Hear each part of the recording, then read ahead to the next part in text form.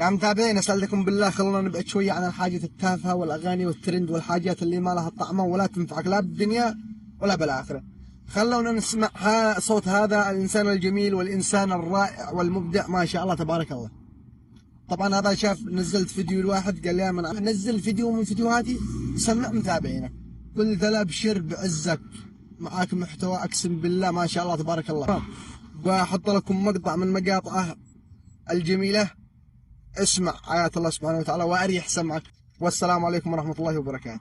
وذا النون إذ ذهب مغاضبا فظن أن لن نقدر عليه فنادى في الظلمات أن لا إله إلا أنت سبحانك إني كنت من الظالمين.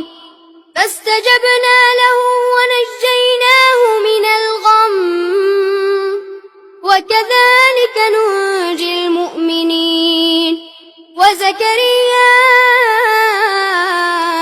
إذ نادى ربه رب لا تذرني فردا وأنت خير الوارثين.